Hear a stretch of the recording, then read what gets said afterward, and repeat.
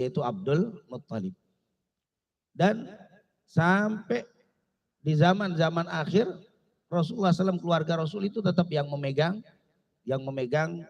kekuasaan kota Mekah. Bukan menguasai dalam artian orang yang mau masuk ke kota Mekah itu izinnya adalah dari keluarga Rasul Shallallahu Alaihi Wasallam. Karena mereka tahu kalau ditarik-tarik Mekah itu kan yang terjadinya dengan sebab adanya Sayyidah Hajar dari punya anak Ismail dan sebelum kan sebelum ada Sayyidah Hajar itu padang pasir tidak ada penduduk sama sekali. Cerita yang sangat panjang bagaimana Nabi Ibrahim meletakkan Sayyidah Hajar dan Ismail dan akhirnya sampai jadi kampung. Oleh karena itu nggak berlebihan kalau dibilang Mekah itu kampungnya Rasul, kakek moyangnya Rasul yang membuat. Dan di situ nanti Ismail nikah dengan seorang wanita dari Yaman atau Yamania. Lalu punya keturunan sampai kepada Kinana. Nanti sebaik-baik kaum kabilah banyak adalah dikatakan innallah ikhtara atau innallah istofa Kinanata min waladi Ismail. Allah telah memilih Kinanah dari anak-anaknya Ismail.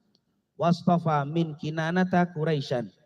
Dan dari anaknya Kinanah banyak yang paling dipilih oleh Allah adalah Quraisy. Wastofa min Quraisyin Bani Hasim. Dan Allah memilih dari anak-anak Quraisy yang paling mulia adalah Bani Hashim. Wastafani min Bani Hashim. Itu hadis Bukhari Muslim dari Abu Hurairah. Bahwa Allah telah memilih anak-anak Ismail yang paling istimewa adalah Kinanah. Dari anak-anak Kinanah yang banyak paling istimewa adalah Quraisy. Dari anak-anak Quraisy yang paling istimewa Bani Hashim. Dan aku dipilih dari Bani Hashim, kata Rasul. Berarti ini adalah Ka'bah atau Mekah itu adalah kampung hasil dari kakek moyang Rasulullah SAW. Oleh karena itu Bani Hashim yang menguasai, yang memegang. Siapa yang berhak masuk dan boleh masuk tidak masuk izinnya dari Bani Hashim, dari Quraisy. Dan Quraisy nanti pusatnya ke Bani Hashim. Intinya akhirnya dibuatlah kiswah pertama kali itu, yaitu kejadiannya dengan Abbas bin Abdul Muttalib. Dan akhirnya sampai sekarang pun dibuat kiswah yang setiap tahun diganti di waktu orang wukuf di Padang Arafah, yang luar biasa kiswah kita lihat itu. Nah, tapi saya nggak tahu kenapa di Indonesia banyak kiswah sekarang. Banyak yang jual kiswah, nggak tahu itu apa. Insya Allah asli itu kan. Karena memang setiap tahun diganti dan cuman nggak tahu begitu banyak sekali. Ada yang mengatakan kiswah-kiswah yang ada itu pabriknya sama dengan pabrik yang membuat kiswah asli. Berarti bukan kiswah yang nempel tapi yang membuat itu sama. Makanya persis. Ada yang bilang itu asli dari sana. Wallahu a'lam. Intinya orang menjual kiswah yang begitu lumayan harganya memang karena cintanya.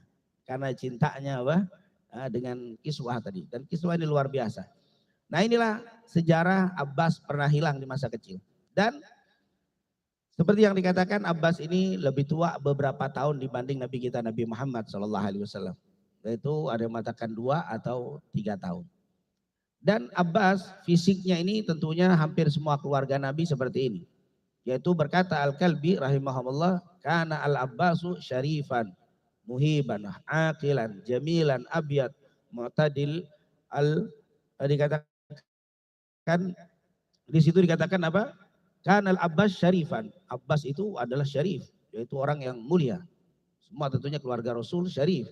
Dan kata-kata syarif ini berbeda para ulama. Ada yang mengatakan kalau sekarang ditujukan kepada keturunan Hasan. Ada yang mengatakan diturunkan kepada Hasan syarif. Sementara Sayyidina Husain disebut Sayyid. Makanya perempuannya disebut syarifah. Kalau lakinya syarif. Sementara yang dibilang Sayyid maka lakinya Sayyid, kalau perempuan Sayyidah. Nah, ini tentunya syarif dan Sayyid. Nanti khilaf. Ada yang bilang kalau dari Sayyidina Hasan disebut syarif, ada yang bilang Sayyidina Husain Sayyid. Ada yang bilang kalau dari Sayyidina Husain syarif. Berbeda di antara para ulama tentang Sayyid dan syarif. Kemudian muhiban, orangnya wibawa. Sangat berwibawa. Lahu haibah qawiyah, punya wibawa yang sangat luar biasa. Ini Abbas bin Abdul Muttalib. Aqilan, yaitu orangnya berakal, cerdas.